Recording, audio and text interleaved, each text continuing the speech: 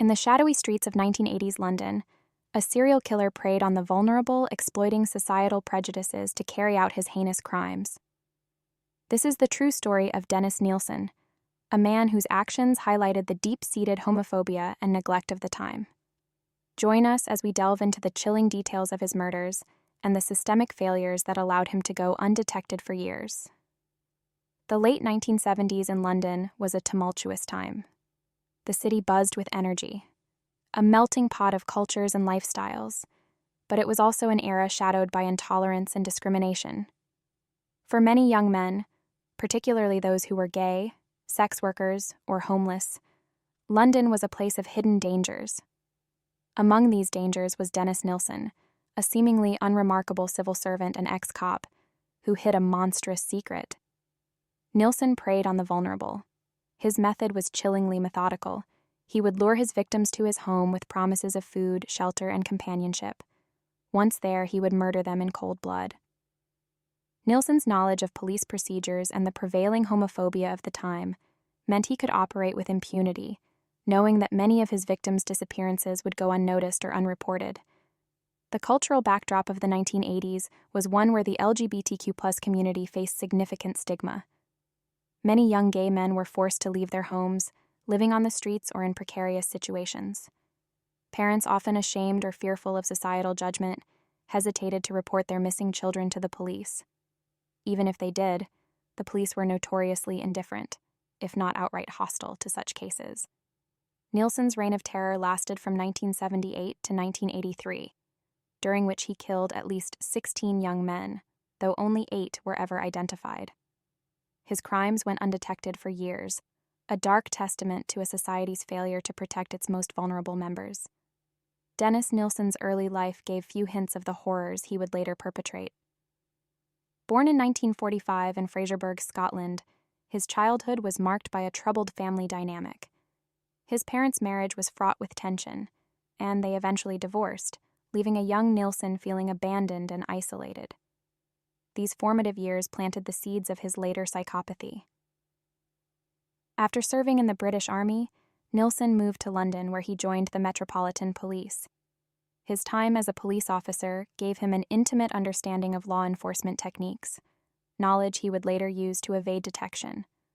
However, Nilsen's true nature was far darker than anyone could have imagined.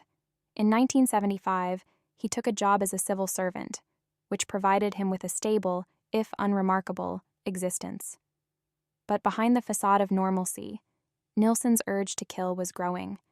He lived alone in a flat in Melrose Avenue where he would later commit some of his most heinous crimes. Nilsen's first known victim was Stephen Holmes, a 14-year-old boy whom he met in December 1978. Holmes had been out drinking and was unable to return home. Nilsen offered him a place to stay, but the night ended in tragedy. Holmes never left Nilsen's flat alive. His body was kept for months before being disposed of in a gruesome manner. This initial murder set the stage for a horrific pattern. Nilsen would continue to lure young men to his home, where he would strangle them, sometimes drowning them afterwards. He would then go through a macabre ritual, bathing and dressing their bodies before hiding them under floorboards or dismembering them. The culture of the time played a significant role in allowing Nilsen to continue his killing spree unchecked. The 1980s were marked by a pervasive homophobia that permeated all levels of society, from families to law enforcement. This cultural backdrop created an environment where Nilsen's victims, many of whom were young gay men, sex workers, or homeless, could disappear without raising immediate alarm. Many parents, already struggling with the societal stigma of having a gay child, were reluctant to report their disappearances. Fear of shame and judgment often kept families silent. Even when they did come forward, the police were frequently dismissive, assuming that the missing individuals had simply chosen to run away or start a new life elsewhere.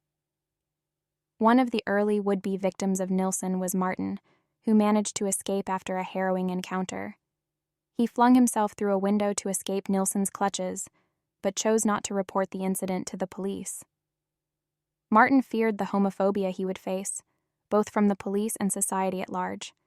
His silence, born out of a legitimate fear of prejudice, inadvertently allowed Nilsen to continue his deadly spree. Karl Stodder, another survivor, faced similar challenges. In 1981, after Nilsen nearly strangled and drowned him, Stodder went to the police. However, his claims were not taken seriously. The police's dismissive attitude towards his story, influenced by their homophobic biases, meant that another opportunity to stop Nilsen was lost.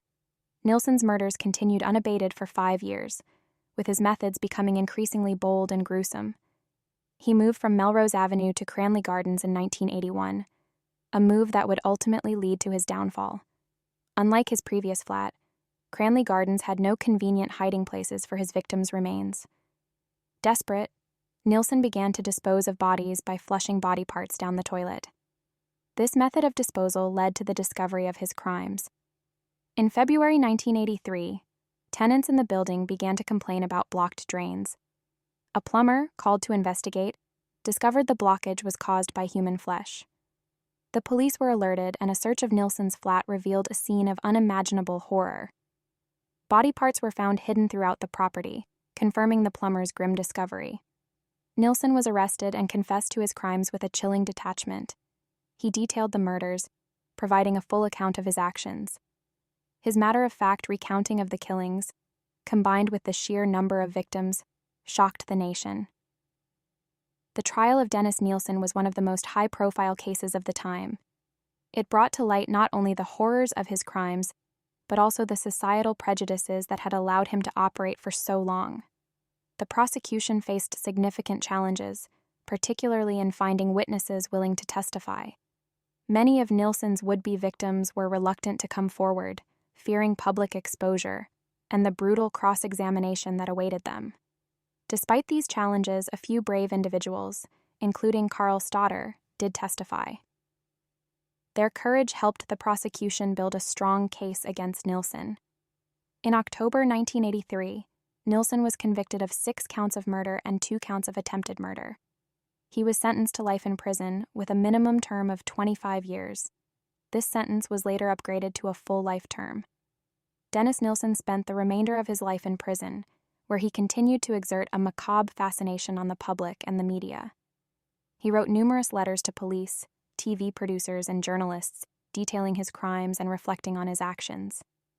He also recorded lengthy tapes, which were later used in the documentary about his life and crimes. Nilsen's writings and recordings revealed a man who was both deeply disturbed and chillingly self-aware. He showed little remorse for his victims, instead focusing on his own experiences and justifications. His autobiography, written in prison, provided further insights into his twisted psyche. Nilsen died in 2018 at HM Prison Full Sutton in Yorkshire, England. He underwent an operation for abdominal pain but suffered complications, leading to a fatal pulmonary embolism. His death brought an end to a life marked by unimaginable cruelty and left behind a legacy of pain and loss. While society has made progress since the 1980s, the issues highlighted by the Nilsen case remain relevant today.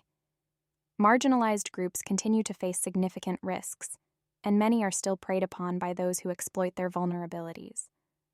The Long Island serial killer case, which targeted sex workers, and the alarming rates of violence against trans individuals in the United States, underscore the ongoing dangers. The challenges faced by Indigenous women on reservations also mirror the difficulties encountered by Nilsen's victims. Complicated jurisdictional boundaries and a lack of resources often lead to inadequate investigations and justice for these communities. Homicide remains one of the leading causes of death for Indigenous women, a statistic that speaks to a broader societal failure. The media played a significant role in the Nilsen case, both in terms of publicizing the crimes and shaping public perception. The sensational nature of the murders attracted widespread attention, and the press coverage was often lurid and intrusive. This added to the challenges faced by witnesses and survivors, who were already hesitant to come forward due to the fear of public scrutiny. In recent years, there has been growing recognition of the media's responsibility to report on such cases with sensitivity and respect for the victims. Documentaries and true crime series have become popular, providing an opportunity to tell these stories in a more nuanced and thoughtful manner. The Nilsen tapes, for example, use Nilsen's own recordings to explore the complexities of his crimes and the societal context in which they occurred. The Nilsen case offers several important lessons for society. It underscores the need for greater empathy and support for marginalized communities, as well as the importance of taking missing person reports seriously. It also highlights the dangers of societal prejudice and the ways in which it can enable criminal behavior. Law enforcement agencies have made significant strides in recent years, developing more inclusive and sensitive approaches to working with LGBTQ+ communities and other vulnerable groups. However, there is still much work to be done to ensure that all individuals are protected and that their disappearances are thoroughly investigated. The stories of Nilsen's survivors, such as Carl Stoddar and Martin, are a testament to resilience and courage.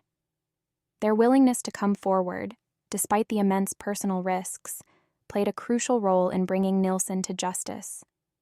Bringing Dennis Nilsen to justice was a complex and challenging process, requiring the cooperation of law enforcement, the legal system, and the community. The trial was a pivotal moment, shining a light on the deep-seated prejudices and systemic failures that had allowed Nilsen to operate with impunity for so long.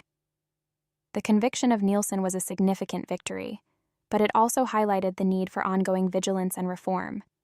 Ensuring that such atrocities are not repeated requires continuous efforts to address the root causes of violence and discrimination.